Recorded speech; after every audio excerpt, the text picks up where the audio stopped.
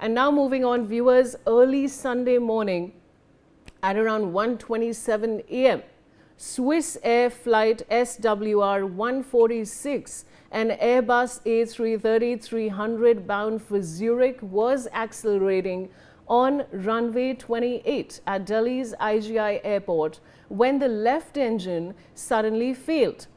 Now, the pilots immediately rejected the takeoff at approximately 106 knots. Thick smoke was seen billowing from the left engine, triggering immediate alarm inside the cockpit. As the aircraft came to a halt, crew members also reported possible fire near the right side landing gear. A full emergency was declared within minutes. Fire tenders and airport emergency services rushed to the scene as smoke continued to rise from the plane, creating a high-risk situation on the active runway.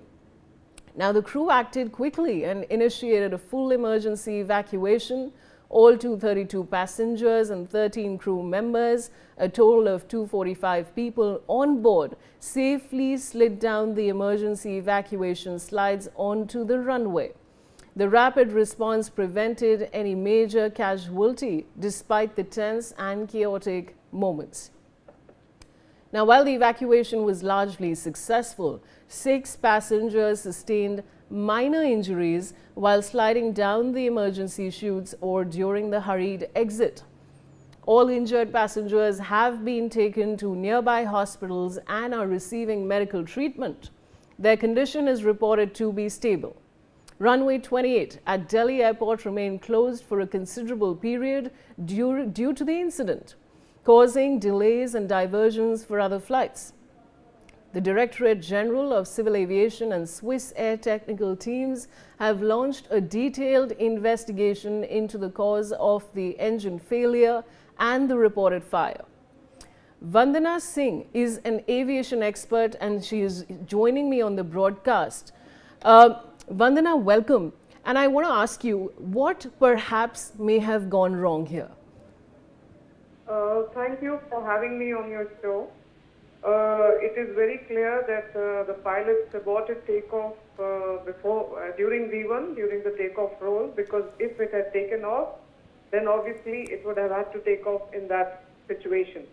Now, it could be a lot of reasons. First of all, as you know, this flight has definitely, Swiss takes full cognizance as well as DGCA as per the EASA rules. The aircraft maintenance engineer or AME, obviously he signs off the certificate of release, as we call that. The full flight checks are done.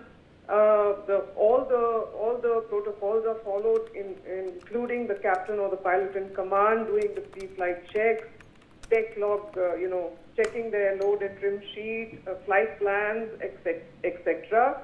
So obviously this has happened during the V1, and obviously if the pilot in command decided that he is going to now abort it, he took the right decision. And this can happen due to a number of reasons. There could have been an engine fire. The EGT, what we call the exhaust gas temperatures, could be high. We know the temperatures in Delhi have suddenly spiked. There could be an actual engine fire, as is reported in the left engine.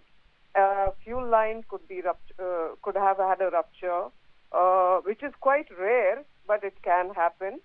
And there could be an oil leak. There could be a bleed duct leak. There could be a tail fire, pipe fire, but not in this case.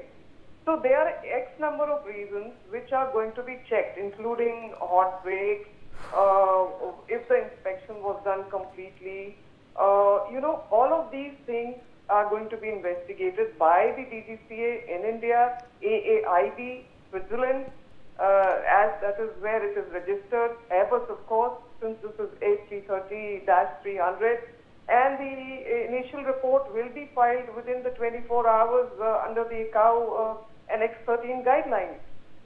Basically, possible fire near the left engine leads to an automatic, abort, as we call it, before the V1, that is during takeoff roll. and pilots take a decision. They have the authority to go about everybody else and abort it in the interest of passengers, in the interest of the overall safety of the passengers, equipment, and the flight as such. Over to you. Vandana, you know, we're told that the crew rejected takeoff at around 106 knots. Now, can you explain what goes into that split-second decision on an aircraft like the Airbus A330-300?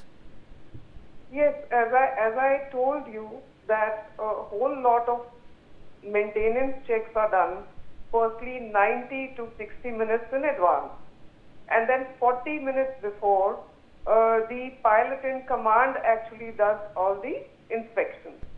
So the most common cause here, as I mentioned, could be the exhaust engine temperature exceedance during the spool up, which happened as I am guessing right now. I spoke about oil pressure low or chip detector warning, and probably we are not talking here of anything else but maybe an engine surge or a stall during the V1 stage, or perhaps the FedEx, which is the full authority digital engine control system, basically the mainframe computer of the equipment or the aircraft. It gave an erroneous fail signal. In this case, they saw smoke and it detected fire from the left engine, and obviously at that takeoff roll at 80 to 100 knots or 105 knots, as you mentioned, the engine parameter warning, or there must have been a loud bang or a vibration or something for the pilot in command and the co-pilot to detect it. There must have been a stop call. Captain then calls, they reject before this V1, retard the thrust, and then they stop it on the runway. Fire services roll, and then the emergency protocol comes in. Obviously, there is a passenger impact that you spoke of, and if it was hot brakes, they need at least 45 to 90 minutes to, cool so tires diffuse, so aircraft gets disabled, and obviously there's a closure of the runway until towed. This is my hypothesis, but rest will come out during investigation of the engine inspection, the FedEx log, and the entire FDR data. Over to you. Thanks, Vandana, for joining me. And